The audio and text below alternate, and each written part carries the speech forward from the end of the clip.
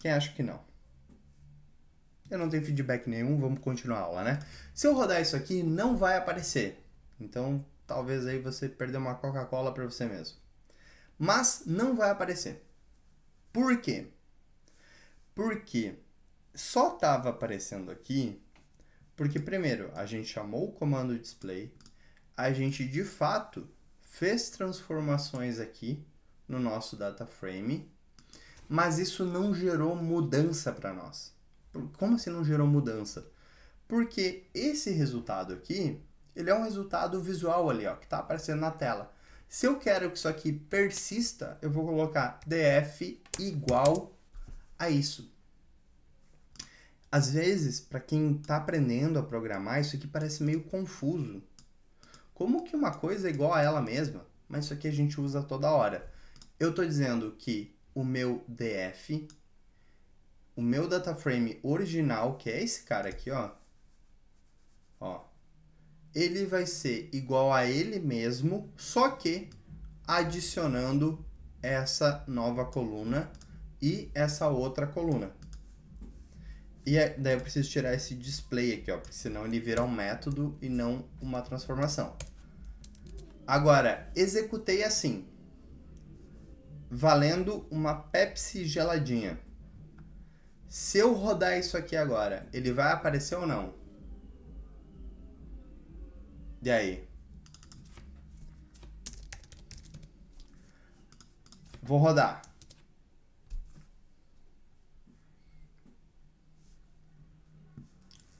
Tá aqui, ó. Nova coluna e outra coluna.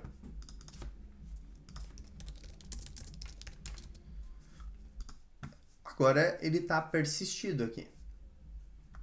Então, eu fiz todo esse rolê só para mostrar para vocês que quando a gente vai mudar o nome da coluna, a gente precisa fazer df igual a df ponto with column. E aí tem uma dúvida. A gente pode fazer with column renamed, e aqui eu vou passar o nome original da coluna, por exemplo, product ID, e o nome desejado, product underline ID.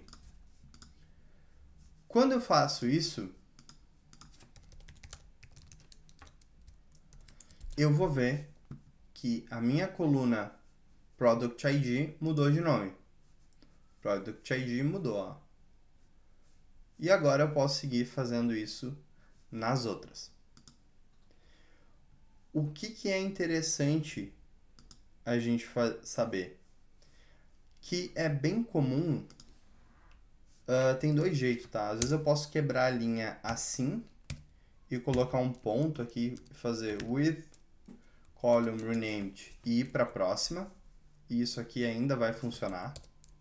Por exemplo, a gente pode pegar aqui product number e mudar aqui para product underline number. Ele vai seguir funcionando porque tem essa barrinha aqui, então é comum fazer isso.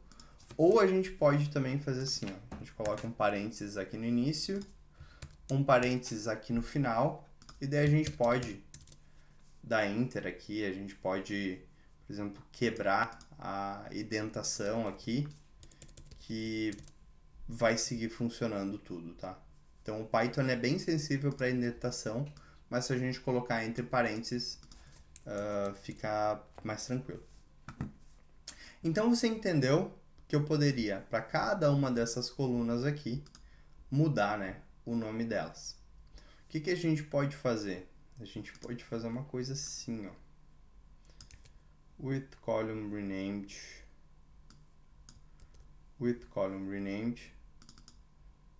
E aqui eu vou colocar o nome da coluna. E eu posso copiar isso aqui e colar aqui, ó. O que eu fiz agora? Eu fiz um jeito de... Eu fiz um loop ali nas colunas e isso aqui me facilitou para escrever a minha consulta. Ó. Então, com isso aqui, eu consigo mudar o nome das tabelas aqui, das colunas, como eu quiser. Tá? E o que eu ia dizer para vocês? Que, tipo, fazer isso aqui meio trabalhoso, né? Mas bem otimizado, assim. Como a gente está usando... Eu não vou fazer todos, tá? Como a gente está utilizando Python, a gente pode começar a deixar o nosso código mais inteligente ainda. Eu poderia muito bem fazer uma função que detecta se eu tenho uma letra maiúscula e automaticamente adiciono um underline na frente, desde que não seja a primeira letra. E tipo, é que eu tô meio... Tá, já foi quase uma hora aqui, já, 1h e pouco, 1h e 12. Eu quero avançar um pouquinho, mas saiba que a gente poderia muito bem aqui fazer um filtro nas colunas for column em df.columns. Daí a gente pode aplicar uma regra aqui e ao invés da gente ter que escrever todas elas assim, a gente poderia fazer uma função que cuida do nome das colunas. Tá? Outra forma de fazer essa mudança também. Eu mostrei esse método do column renamed. E só para a gente não causar conflito, vamos copiar isso aqui de novo, porque como esses métodos são concorrentes, assim, ia dar alguma treta. Por exemplo, outro método que a gente pode usar para selecionar e mudar o nome das colunas, a gente pode fazer assim, ó, select. Daí com esse select eu vou passar aqui dentro a função call. E quando eu uso essa função call, eu posso passar o nome de uma coluna qualquer, por exemplo, product ID. E depois a gente tem dois métodos aqui. A gente pode chamar isso aqui para alias e a gente pode dar o nome que a gente quer. Aqui nesse caso é product ID e a gente quer chamar ela de product underline ID. O que ele fez? Ele pegou somente essa coluna, isso que é importante notar, e ele mudou ela para isso aqui. Normalmente, uma das coisas que a gente faz na nossa lógica é que a gente consegue colocar uma vírgula aqui e a gente renomeia no final do código. Por exemplo, eu quero que essa transformação que a gente estava fazendo com o nome, às vezes a gente está trabalhando com... Isso é mais na Oro, tá? Na Oro acontece isso. A gente tem 3 tabelas como fonte. A gente faz as transformações, faz os joins e no final a gente pega essas tabelas aqui com o nome delas, essas colunas, e a gente muda para um nome final que precisa ser. Tá? Então isso é bem comum e um dos métodos de fazer é também com esse select aqui. Tá? Então, por exemplo, poderia pegar uma outra coluna aqui, o product number, e de novo fazer essa mudança aqui. Product number muda para product underline number. Só que, claro, a gente precisa deixar todas as colunas aqui explícito. Outra coisa que é muito comum também, se a gente precisa mudar o tipo dos dados, a gente pode só colocar um cast aqui, tá? Com esse cast, a gente pode definir o tipo dos dados. Eu acho que assim funciona nesse estilo assim. Deixa eu ver se vai funcionar. Funcionou. Talvez vocês não viram o que estava antes. Mas se eu comentar isso aqui, vocês vão ver que aqui na frente eu tenho um número, ó. Número, e aqui já tava string, né? Mas aqui tava número. Agora, se eu descomentar isso aqui, esse product ID, que era um número, ele vai virar uma string.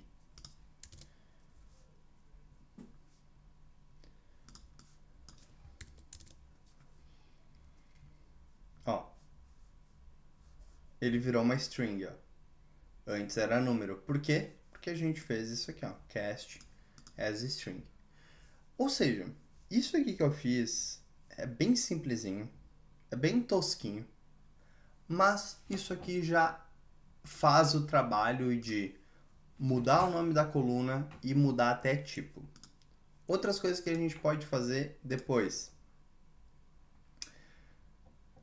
A gente pode também aplicar filtros. Por exemplo, a gente pode usar um df e a gente pode, de fato, usar um método que se chama filter, ou a gente também pode usar um método que se chama df.where. E o que é a diferença deles? Esse where, eu acho que aqui dentro ele vai pedir um comando em SQL. Tá?